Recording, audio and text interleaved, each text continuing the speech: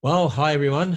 This is Ken Ham, and we are here with Dr. Nathaniel Jeanson for episode 15 and episode 16 of Rewriting Human History. Well, not rewriting biblical history, rewriting the common sort of understanding of human history that people have, and actually using genetics, so observational science, comparing Y chromosome changes, and it gives fascinating insight into the relationships of different people groups around the world. And we've been going through this, looking at different cultures and how people are much more closely related than they realize they are, and how a whole different culture can arise with distinguishing characteristics very, very quickly, much more quickly than people realize.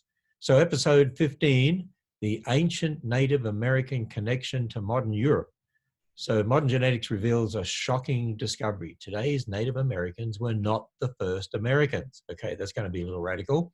Instead, they left Central Asia and arrived in the Americas in the early AD era. So what people group did they come from? Well, who are their ancestors? And what is their story? Could they be linked to Europeans? Well, you're going to tune in to find out in this episode 15 with Dr. Nathaniel Jeanson from Answers in Genesis. I'm Ken Ham, CEO of Answers in Genesis, Creation Museum, and the Ark Encounter. And it's great to have Dr. Jeanson doing this particular research. Now, episode 16 that follows on from this, the next episode will actually deal with the Australian Aboriginal people, Pacific Islanders, Papua New Guineans. It's going to be very, very interesting, fascinating. So, Dr. Jeanson, I want you to give us a real quick summary of where we're at to date. And again, mention the Y chromosome research, which comes through the mail, which is what you've been using. So observational science to actually show relationships. And we'll go on with episode 15. Yes, thank you, Ken. And I want to remind our viewers what we're doing in these episodes is not really a simplified explanation of these genetic tests that you pay $100 for and then get some sort of results. You're 20% German and 50% British, these sorts of things. As we discussed previously, those types of tests give you very limited windows into your past. At best, maybe 4 or 5 generations, that's what they can tell you. But beyond that, it tells you very little. You need to turn to other tools of science. And we've seen in previous episodes, the best tool that we have, given the ones that are available, there's female inherited DNA, male inherited DNA. For technical reasons, it's the male inherited DNA that's working the best. And the research we're showing in this series is information you can find nowhere else. This is new groundbreaking work for 2 reasons. One, we haven't had this sort of genetic data prior. And secondly, we're looking at it through a framework that is outside the mainstream. We looked at the scientific reasons for doing that and the problems inherent in the mainstream view. But really, this represents a new chapter in the creation evolution debate, a reversal of the table, so to speak.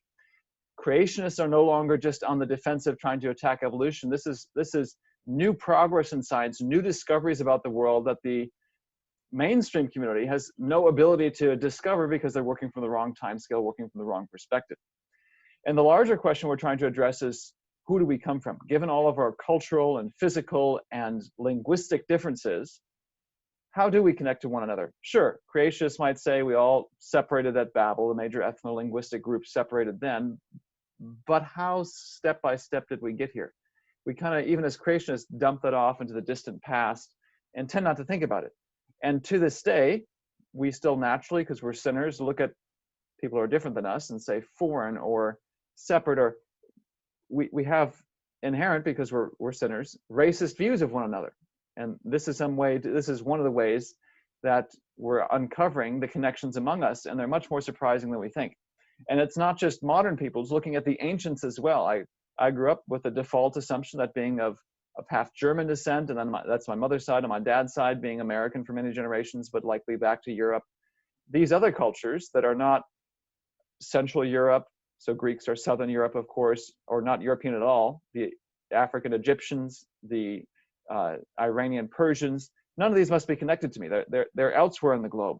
Well, we're finding out that these stereotypes that I grew up with, that perhaps you grew up with, are turning out to be wrong. And I've promised there's some shocking conclusions we're going to reach in this series. Those second and third points we've already begun to uncover.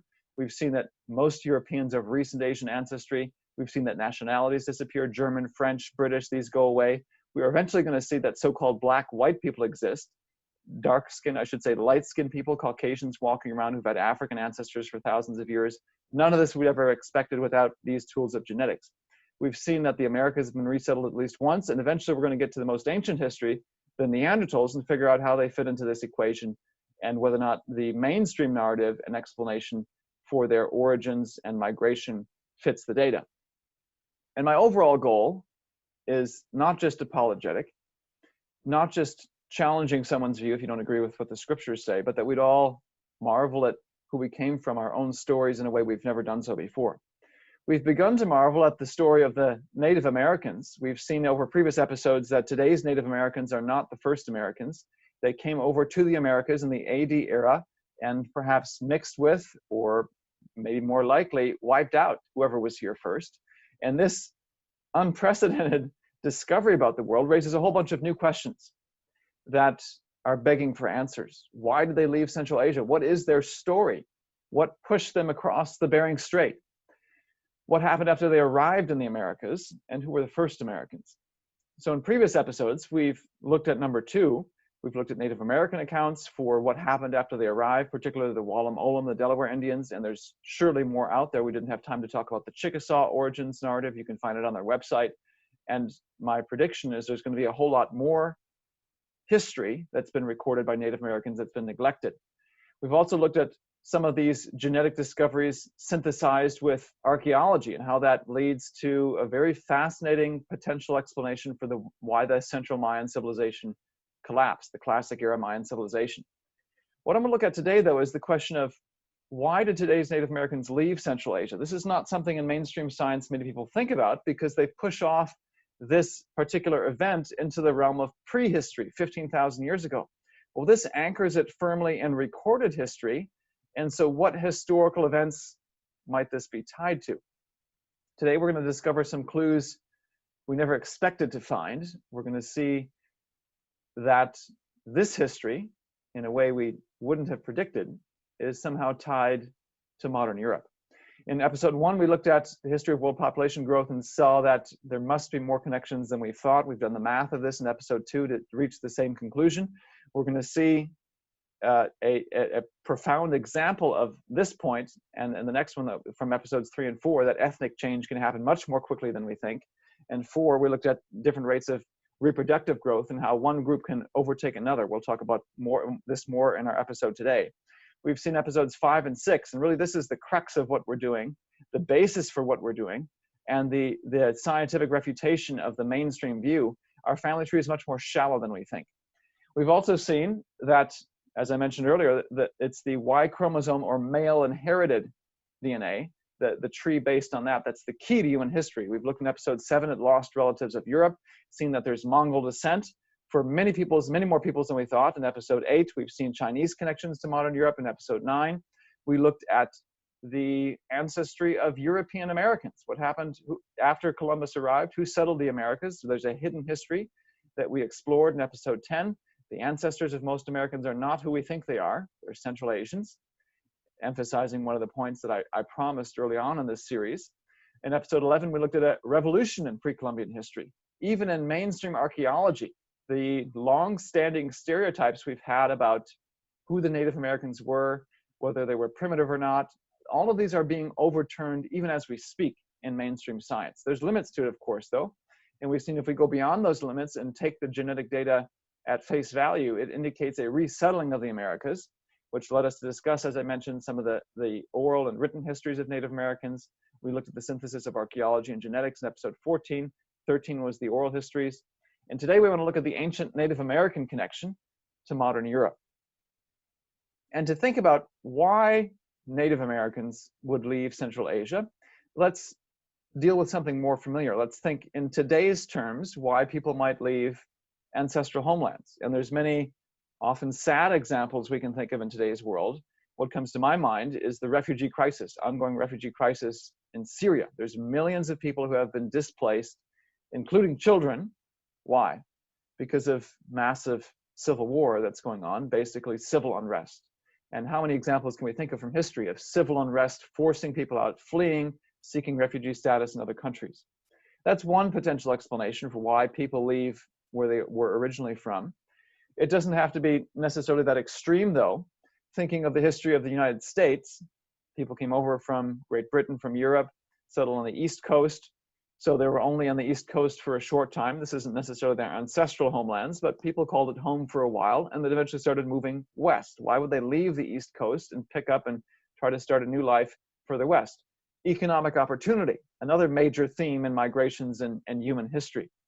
But you think back to the earliest stages of the United States, the coming of the Pilgrims, their motive, their purpose in coming over was to flee religious persecution. So the seeking of religious freedom is yet another motivation, another purpose in leaving. And these don't need to be distinct. They can all be overlapping and simultaneous when people leave wherever they're from.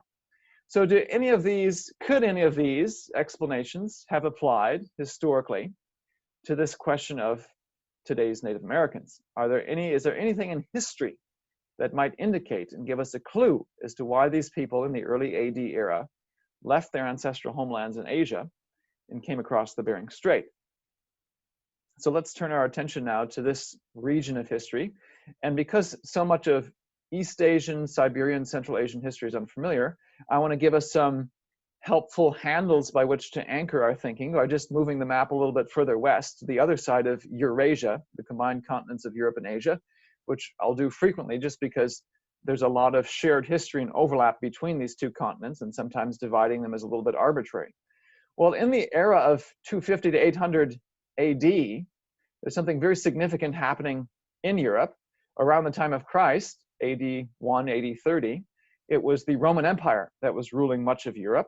And around the 400s, 500s AD, after the Western and Eastern Roman Empires split up, the Western Roman Empire fell due to invasions from so-called Germanic barbarians. Some of these appear to be indigenous Europeans. We'll discuss them more when we talk about what happened to the Vikings in a future episode. But some of them were Central Asian, like the Huns, shown here by this green arrow.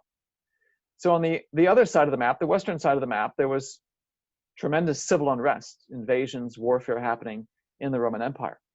So that's what's happening on the left side. On the right side of the map, the Asian side of the map, you might recall from episode 9 when we discussed Chinese history, that we can summarize East Asian history, at least Chinese history, by a long series of Chinese dynasties that undergo periodic interruptions, usually due to invaders from the north. They're protected geographically in the west, the south, the east. It's the north where they build the Great Wall to try to keep these people out. Well, they can breach these defenses occasionally. And one of the major episodes, which at least one history book calls the Age of Division, happens exactly during this time period. The dynasty that precedes this, the end of it, is the Han Dynasty, around 200 to 20 AD. And there's all sorts of unrest then in China, division, so forth.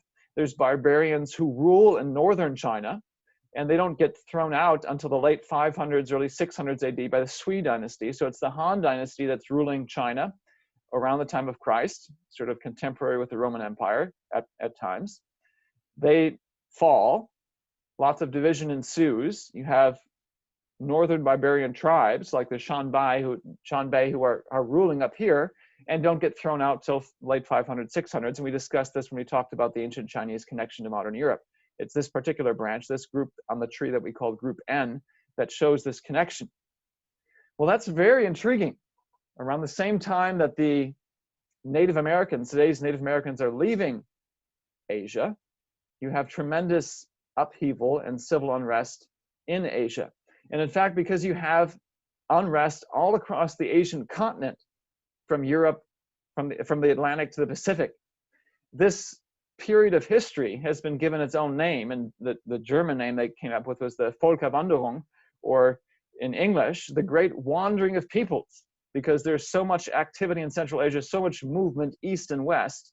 This is a massive transition period. So is it any surprise that we have not only movements within Asia, but from Asia out into an entirely different continent?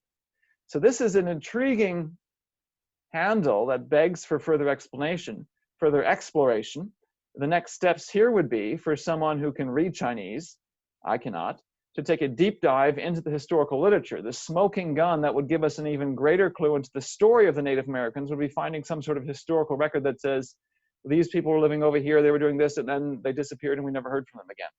That's the type of thing I'm expecting to be able to find in the historical records in ancient Chinese literature or the literature of others around that time period. Perhaps we could also find the answer as we take a deeper dive into the oral and written histories of the Native Americans. I'm concluding right here without a great resolution, because this is research in progress and this is begging for a multidisciplinary, multi-person investigation. I'm a geneticist by training. Some of our viewers might know people who are historians. This is groundbreaking research that no one's ever considered. No one's taken this approach to take a deep dive into this period of history to say what was going on, and can we start putting the pieces together to solve this puzzle of Native American history and move it from the realm of prehistory into the historical era where we have written records and such that can tell us what happened. So we're as close as we can get, I think, to uncovering and unlocking and making that connection. Well, that's one field of science we can turn to try to expand the story of today's Native Americans. I want to turn to another discipline of science that also holds some tantalizing clues, and that's the discipline of linguistics. This is not something I grew up necessarily being familiar with. I grew up in church and so heard lots of missionaries and them talk about the languages they spoke, but the discipline of comparing languages was unfamiliar to me in terms of my personal experience with it. I've had to dig into it some due to the research that I've been doing in genetics. And when you look at it, there's some clues that have been sitting in front of us for quite some time that are easy to miss, but suddenly give an aha moment if you look at them. Now, I think it helps that I grew up being bilingual, a German speaker. So some of these click for me fairly easily. So for example, if you compare basic words that pretty much every language needs, and I'm going to compare them in German and English, you see some similarities. So everyone has a father, a mother, everyone's born, they live. You need to have these sorts of words in virtually every language. So let's compare the English and the German. Notice that in English, we say father. In German, it's spelled with a V, but it's pronounced the same letter is still that F sound, Vater. Mother, Mutter, you can see the similarities again with the first letter pronunciation. Born, geboren. In German, the emphasis is still on the B, the second syllable. Life, Leben, you can see there's obvious parallels between these two. The parallels aren't as strong between English and Spanish. So father doesn't have a F sound, it has a P sound in Spanish, padre. Mother still has the M, retains the madre. Born, though, you can see the differences are more striking. Nacido, and life has a vida beginning, doesn't have the L sound. Spanish and Latin, though, seem to be about as similar as English and German. Both have the P for father. Padre, pater, madre, mater, nacido, natus. You can see those parallels there between Spanish and Latin. And if we didn't know any better, looking at these similarities and differences, we might be tempted to say perhaps there's a relationship among these languages. Perhaps English and German come from a common ancestral language. Perhaps Spanish and Latin come from a common ancestral language. And if we think about it deeper and further, maybe both of these groups share a common ancestor in the distant past. And if you're watching, you might say, whoa, whoa, whoa, whoa, whoa. You're talking about language evolution? Well, no, but I'm talking about something that might be familiar, especially to those who have been watching and are familiar with the concept of kinds. So let's think about this from a biblical perspective. Genesis 10 and especially Genesis 11 talk about the origin of languages. God says and writes in Genesis 11 that the whole earth was one speech, one language, and because mankind rebelled and refused to obey the command to spread out as God told them to, instead they built a tower to heaven, God says, and forces them to spread out by confusing their languages. Genesis 10 gives us a list of about 70 or so men and says, by these, their families were divided, the nations were divided. And so I'm going to go with the idea that Genesis 10 gives us the family groups of those who were divided at that time in history. There's the entire planet shortly after the flood. Now today, the number of languages is not 70. The number of languages is in excess of 7,000. So how in the world to make sense of that? Well, if the language division that happened in Babel continued to produce more and more languages, that's how you explain it. So I would argue there's a biblical precedent for looking at this. And the parallel that I see is to the concept of kind. So for years now, creationists have talked about the kind that God creates in Genesis chapter 1. It's not the same thing as species. God doesn't create a whole bunch of species. He doesn't create millions of species in the beginning. He creates kinds. And from these kinds, new species have formed. And fast forwarding to the time of the flood, Noah takes 2 of every kind. He doesn't take 2 house cats and 2 lions and 2 tigers. They're all part of the same family, even though they're separate species. Noah takes 2 felids on board the ark, and after the flood, the 30-plus species of cats, large and small, are formed. There's limits to that, but speciation happens. In a similar way, I argue that there's limits to the amount of language change that can happen, but from these 70 initial kinds, perhaps, of languages, to use that term, families of languages, many languages have formed since then. So I would argue there's a biblical basis for exploring possible relationships among these particular languages. And one of the most useful tools of classification, perhaps ironically, in linguistics, there's the concept of language families.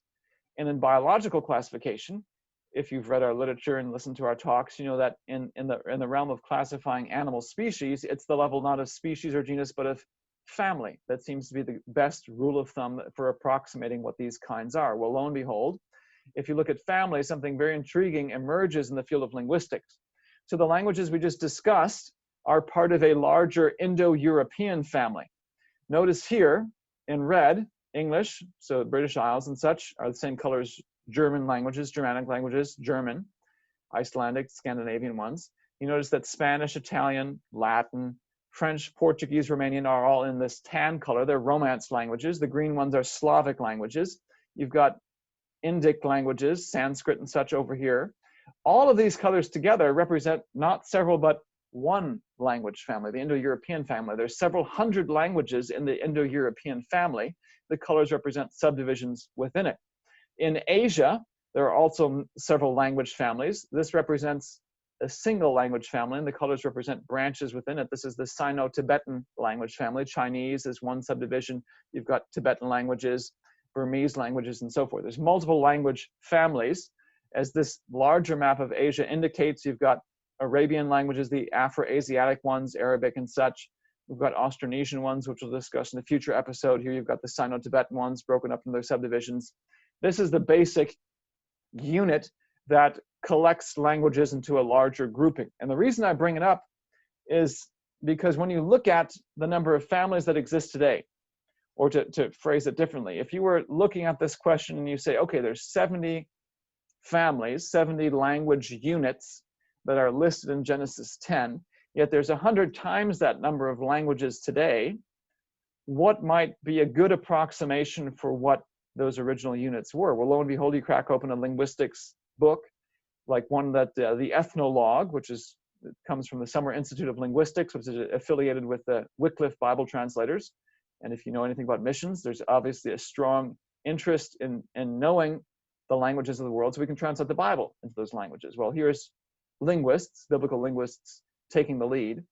It's viewed as a very scholarly resource. They list, lo and behold, 163 language families. So from my perspective, here we've got thousands of languages alive today coming biblically from just 70 units.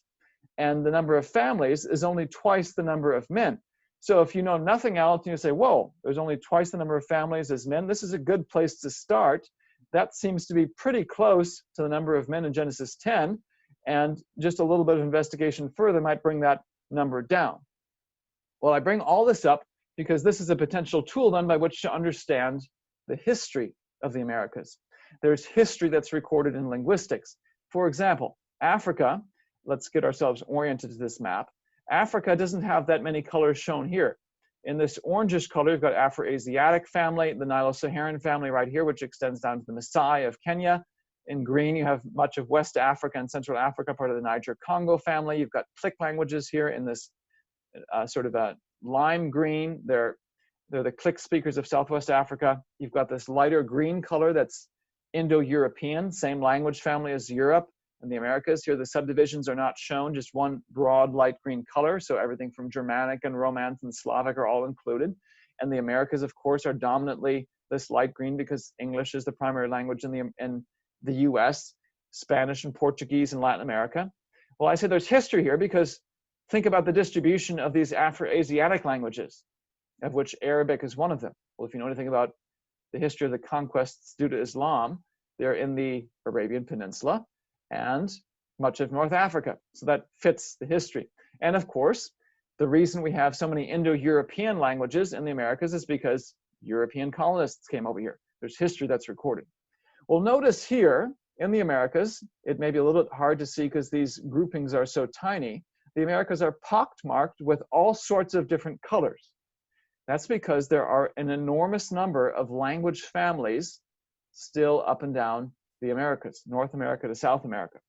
Not nearly as many as the number of colors you have, let's say, in Africa. So let's think about this more. There's a hint of something here that I want us to notice. Let's begin, though, by looking at the number of languages in total by continent. Here's the Americas combined, their languages. Here's the number of languages in Africa. Again, I've combined Europe and Asia to the Eurasian languages, just because there's a lot of overlap between the two. And then the languages of Oceania, Papua New Guinea, Australia, the Pacific, and so forth. What I want you to see here is that there's a fairly decent balance by continent or by groups of continents. They're all fairly close to each other. Eurasia has 2,400 languages, Africa close to that, about 2,000. Oceania has half that, but it's pretty close in terms of multiplication. And the Americas have the lowest number of languages. But they're all not very far apart. And I bring that up because when you look at the number of families, that's where you really see some skewing. In Africa, as we've seen, there's hardly any language families. There's 8 here by the ethnologue count, and I'm removing obscure things like sign languages and Creoles and so forth. In Eurasia, you have 37, Oceania 26, so here there's a similarity.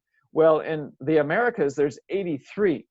And what really makes this stand out is if we think of the number of families relative to the number of languages. I'm going to draw boxes appropriate to that. Here's where the Americas stick out like a sore thumb. They have a huge number of families per language. In other words, they've got few families, they have few languages, many families. Africa is the opposite. Many, many languages, very few families. And there's a little bit more balance in Eurasia and Oceania. Why does this stick out so much? So if you know nothing else, I'm not even talking, let's say Genesis 10, Genesis 11, just looking at pure numbers.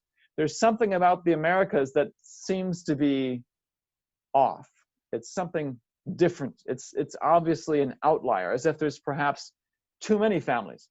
And here again, an analogy to the biological world is helpful. If you've ever studied biological classification, you may have heard the term lumpers and splitters, referring to the tendency among biologists to either group new potential species into pre-existing groups. Those are the lumpers. Oh, here's a different kind of animal. Well, let's just put it in the same species.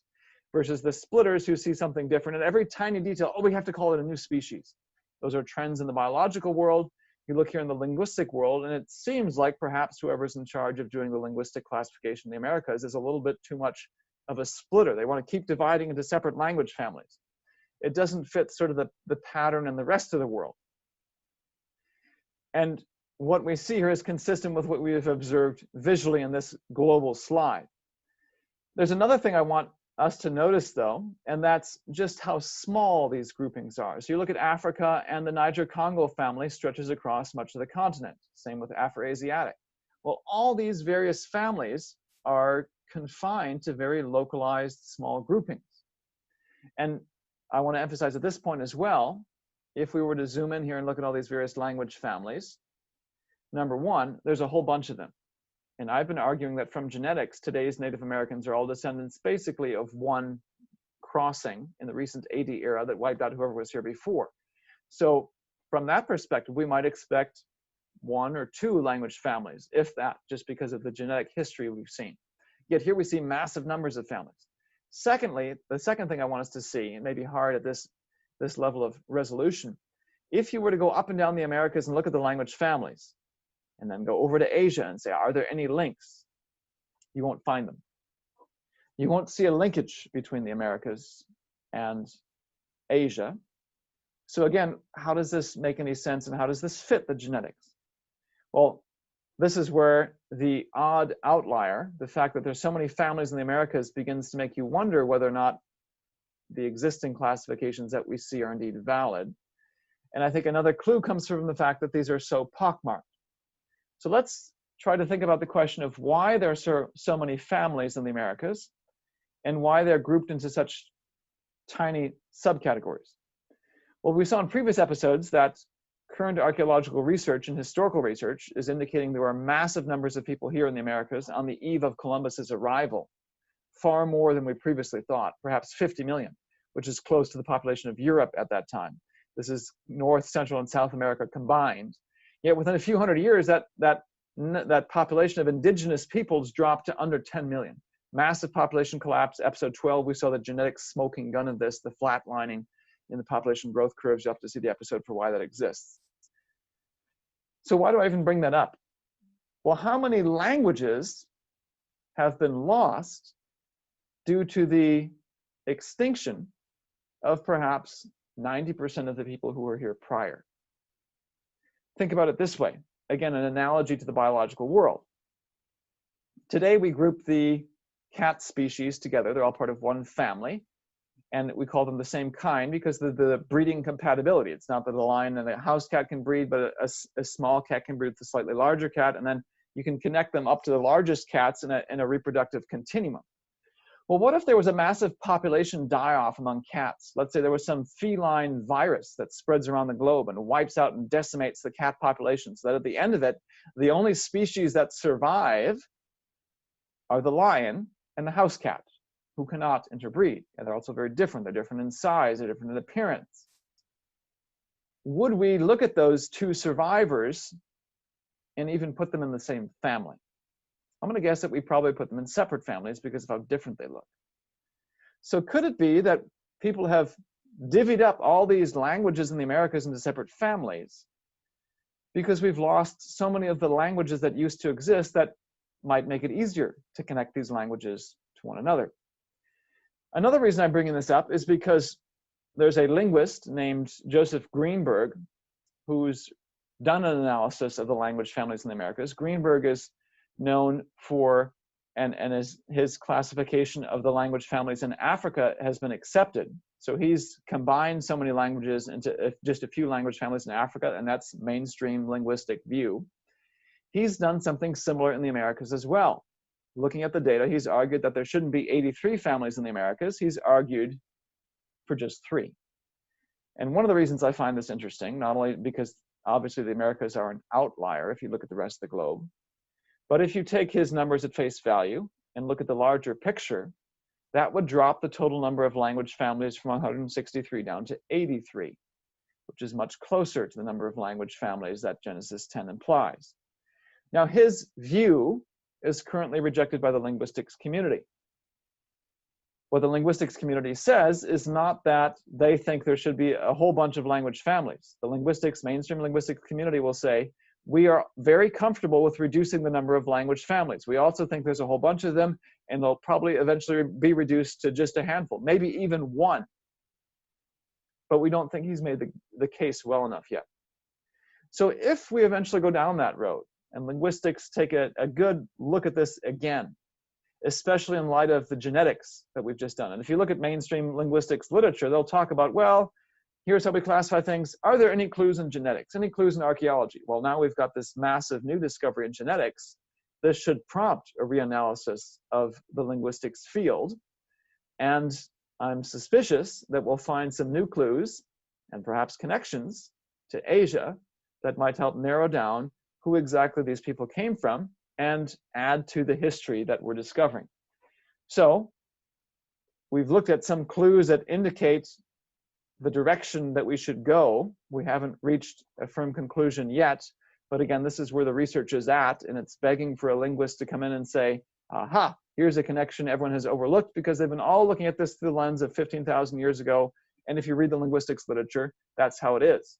Now let's look at it through the lens of 4,500 years ago, and of a resettling within the last 2,000 years, the early AD era. What about genetics, though? Third field of science. We looked at history, we looked at language. Are there any additional clues we could glean from genetics? And I want to return to a study that we've talked about many times before. This particular study that looked broadly across the world at multiple populations, not that many men from each population, but a good broad ethnic sampling that included Native Americans, in particular those from Northwest Argentina. They're part of this, what we called Group Q, and this was a representative study of many other studies. So that's why I'm bringing it up, one of the best data sets. Here are in gray the today's Native Americans. This is where they branch off in the early AD era from other groups. And who are the other groups? Well, here it's in pink, Eskimos, Cats, Selkups. In pink is Siberian groups. They sampled from far Northeast Asia. And here in light green, you have a Central Asian individual, Uzbek, from Uzbekistan. So if we go back to our map, this indicates that the most recent relatives of these people are found among these groups. Well, which of these groups might it be? We've run into a problem like this before when talking about the Central Asian connection among Europeans. And one of the challenges that we've seen is that Central Asia, Siberia, represents, or that land, I should say, represents very poor agricultural potential. Historically, these people have been nomadic. They're famous for their horses. The horse and military skill of the Mongols, of course, is famous and led to their world conquest. But that also means they're highly intermixed. Genghis Khan deliberately split up the peoples he conquered, moved them into his army, and divided out peoples of one ethnic groups to break up their loyalties, potential loyalties in ethnicity, and force their loyalties to a leader, namely him.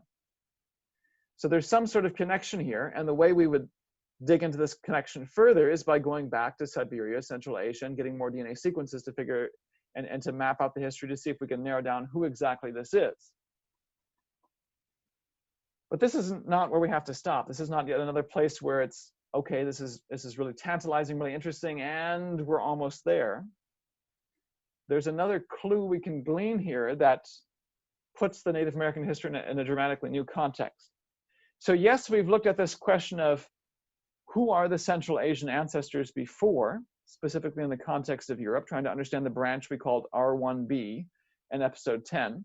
We saw that there's been a stream of Central Asian migrations into Europe and eventually came to dominate Western Europe. And I've said there's a Central Asian Siberian connection to Native America.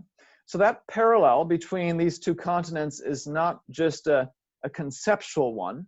There's a link here that runs much deeper. And I want us to think again about Custer's last stand, an episode in US history that we mentioned in a previous episode. He died June 25th, 1876, along with many of his men, when engaged with a group of Sioux and Cheyenne warriors. And historically, we've grown up with this idea that here are two long-separated, long-standing cultures that clashed and one dominated the other. We've seen from mainstream archaeology how many of our long-standing notions about who the Native Americans were have changed. These Siouan and Cheyenne peoples are the last remnant survivors of a massive population die-off and of a culture that collapsed, that was highly advanced. But who were they? When Custer engaged these people, who was it that was engaging on the battlefield that day? Well, let's revisit this in light of the genetics that we've discussed. In episode 10, we looked at people like Custer, the European Americans, who are the dominant people group in the Americas today, at least if you look at genetic ancestry. There were a whopping 42 million Europeans who came over, and I'm looking at numbers up till 1975, predominantly from Western Europe. 80% of the European immigrants to the United States came from Western Europe, the minority from Eastern Europe. Genetically, we've seen that 60% of Western Europe is in this branch we call R1b that ultimately comes from Central Asia, breaks off from Central Asia around 900 to 1000 AD. I mentioned erroneously in a previous episode, it's about 86% of US Caucasians. I had a math error and I went back and recalculated. It's about 60% of US Caucasians, which fits then the European history. Those two numbers match. The US Caucasian genetic proportions match their historical proportions in Europe. Well, I bring this up because that means George Armstrong Custer and his men, each of them have a 60% chance of being in this branch. We could say with fairly high confidence that probably 60% of them were in this branch, just based on probabilities and today's distribution of this. Well, that's where R1b is found in this tree. What about Sitting Bull and his men? Well, up and down the Americas, virtually all of them belong, if they're not of European or obviously European or African descent, belong to this branch that we've called Group Q, the one that came over, across the Bering Strait in the early AD era. Well, group Q shows up right there. And if you say, well, that's not very far away from group R1b, you'd be right. They're pretty close on the tree. They're right next to each other. So let's zoom in there. R1b and Q, and again, in this particular study, remember they looked mostly at Eastern Europeans, so that the size of the R1b branch is fairly small. R1b and Q are right there. They share a connection back there. And because we have a DNA clock that allows us to reconstruct a family tree, where the number of differences and identities represent the length of time by which people have been separated. If Ken and I have very few differences between us, we're close in the family tree. If there's many differences, we're far away. You can use all that to assign dates. These two groups share a common ancestor in 600 BC. And there's, again, some uncertainty. We're not exactly sure where Noah is. I can circle you on the tree. He's right around here, but if he's right there, that's still a matter we have to resolve. But around 600 BC is where these two groups share a common ancestor. You might say, what? So what? I guess that's more recent than what the mainstream folks say is 15,000 years ago. Well, hold on. We're not done with this yet. There are other European branches that we'll discuss in more detail in the future, especially when we talk about what happened to the Vikings. Europeans, Western Europeans in particular, show up in this R1b branch. They also show up in a branch down here. This is the branch that we call I, and in fact, it's found both in East and Western Europe. 60% of Western Europeans are found in this R1b branch, 20% in the I branch. So that means George Armstrong Custer's men, probably 60% of them were in the R1b branch, 20% of them were in this I branch, because they're heavily of Western European descent. These two branches share a common ancestor. Two modern European branches share a common ancestor in 1700 BC, 1,000 years earlier. So there's a good chance that when Armstrong got his army together, some of his men shared a very deep common ancestral connection, 1700 BC. And when they engaged the forces on the battlefield of Sitting Bull and his men, some of them would have shared a common connection in 600 BC. In other words, some of these so-called white Caucasians who were battling the red man, the different looking peoples, some of those US Army soldiers had a closer genealogical connection, at least in terms of genetics, a closer Y chromosome tree connection to the people they were fighting than the people they were fighting with. There were some of the members of Armstrong Custer's army who were more different from one another on this tree than they were from Sitting Bull. Yet they looked more similar to each other. They're Caucasians. They didn't look as similar to the Native Americans. But this is what modern genetics reveals, a shocking ancient connection between Native Americans and modern Europe. There are some modern Europeans, there are some Americans, me and Ken perhaps, who have a closer relationship on this tree to the Navajo, to the Sioux, to the Cheyenne, than we do to other Caucasians in the United States. It could be that Ken is in group I, that I am in group R1b, or vice versa, which means one of us is closer to the Native Americans than we are to each other. Yet Ken and I look like Caucasians. How is that? Well, recall from previous episodes, and here's my slide here. Recall from previous episodes that, I'm thinking of episode 3 here, ethnic change can happen much more quickly than we think. In episode 4, we saw that it's easy to take over another country. You can have a minority group that comes into a majority group. The minority group, due to basic genetic principles, will lose their ethnic features, so to speak, in their descendants. Yet they can, by their reproductive rates, be the dominant ancestors of these people. So there's this ancient genetic connection. Now, the reason I bring this up is because it allows us to now fill in some of the story, the narrative of these Native American peoples. And so this is now what we can say, in light of what we just discussed, about the history of these Native American peoples. And it begins early in the ancient BC era.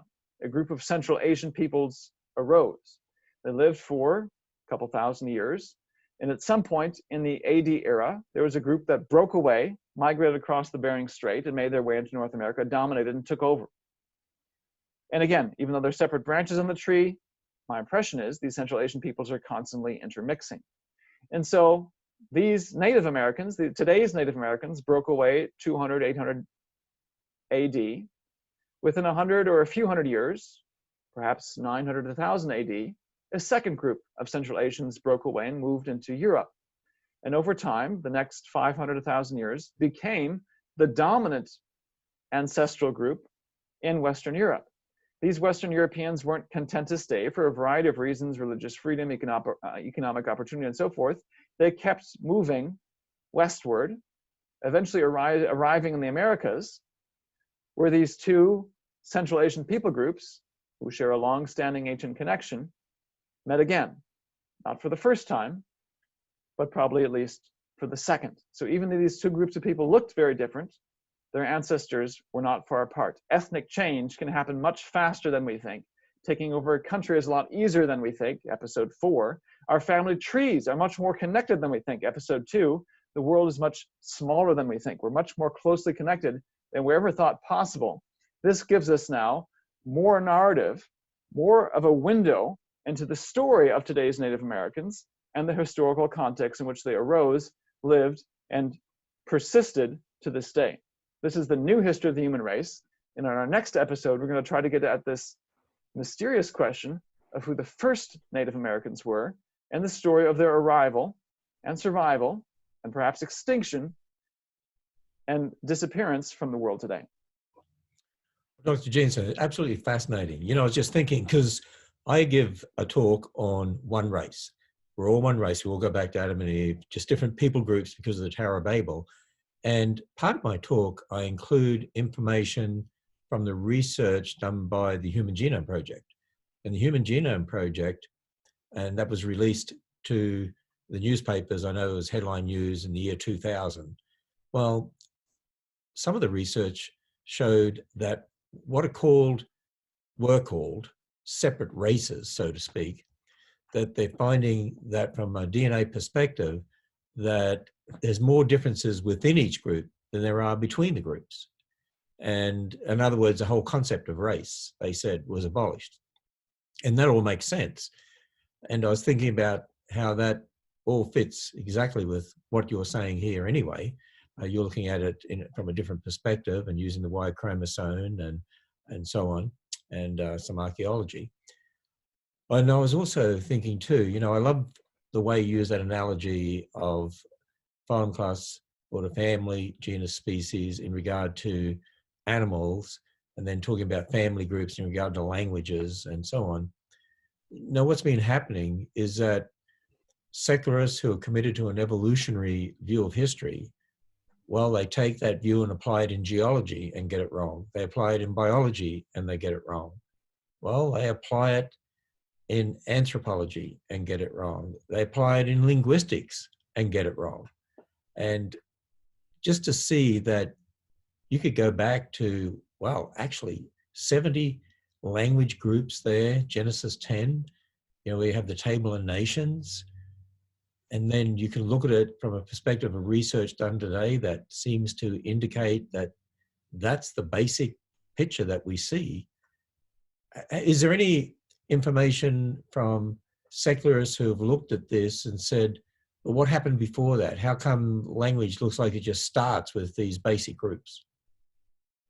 My impression is there is no good mainstream explanation for the origin of languages. Obviously, there's a massive gap between our communication and chimpanzees, our supposedly closest evolutionary relatives. And I keep going back to this, really a kindergarten concept, not to insult anyone, but sometimes reality stares you right in the face. The differences between us and our supposed cousins, ape cousins, is, when you reflect on it, quite striking. I wanted to write a book at some point called Chimps Don't Build Jets, because even though people talk about, oh, there's so many genetic similarities, and we'll talk about some of these evolutionary arguments in future episodes and why they don't hold water. They want to emphasize how similar we are. There's some basic behavioral, immaterial differences that are obvious, even to a kindergartner.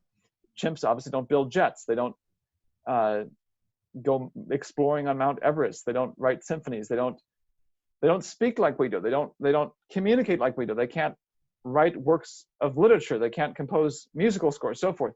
There's so many immaterial differences that, well, of course, And again, the point is not that every single person can write a Beethoven symphony. The point is the human race, humanity as a species has done all this, and not a single chimpanzee ever has, nor will they, because they're animals. They're not people. They're not made in the image of God. They're not endowed with these sorts of capabilities. And language is one of these, where their grunts, their whatever emotions don't hold a candle to the types of things human can do. And that's not look at us, exalt ourselves, which would be the mistake, which would be repeating the mistake of the Tower of Babel. Let's exalt ourselves to heaven, make a tower that reaches to the heaven.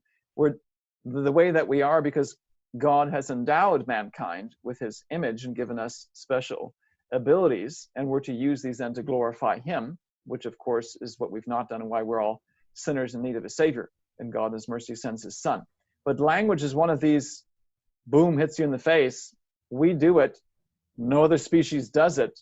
You can talk about the intelligence of the species, fine, but show me a species that communicates like we do, you won't find it. This is part of what makes us human, and it goes back to creation and to the divine hand of God. And communication is what we do with our maker, and that's how it's intended to be. We've lost that, of course, due to the fall in the garden, the sad story where they're going and talking to him, and they lose that walking and talking with him in the garden because of sin. And of course, that's the long-standing story of the Bible, the narrative of the Bible, and what we look forward to in the future for believers to be able to talk and walk with God again. And he will dwell among us, Revelation says. This is the hope of Christians. And it has this firm anchor then and echo in linguistics and the linguistic differences between us and the whole rest of and all the animal kingdom. Well, we've run out of time, but just one quick question, because I'm sure somebody's going to ask this. They're going to put it in the comments here. They're going to say, okay, if there was one language to start with, then you have this division at the Tower of Babel.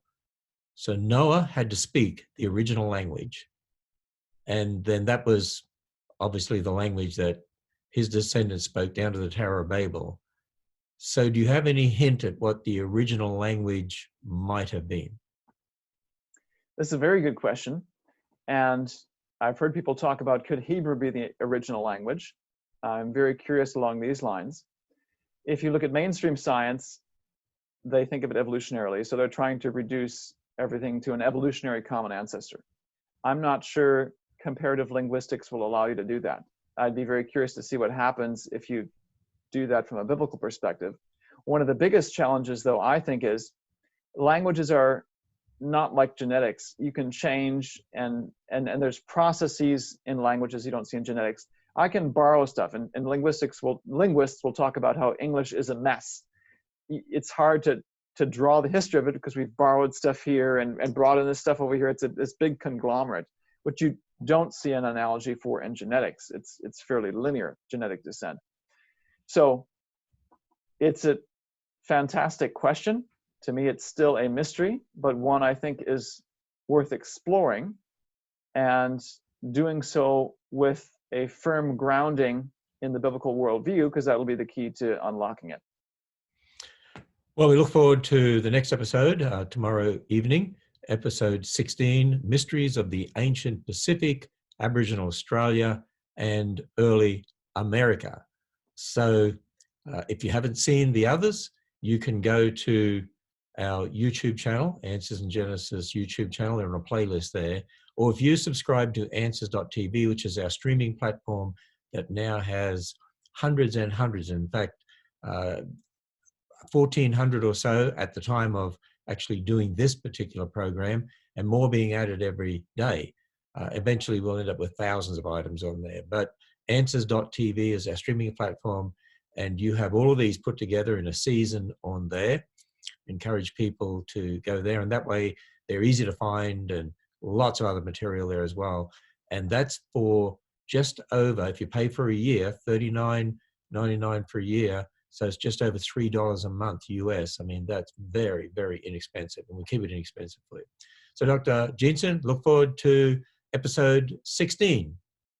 Thank you.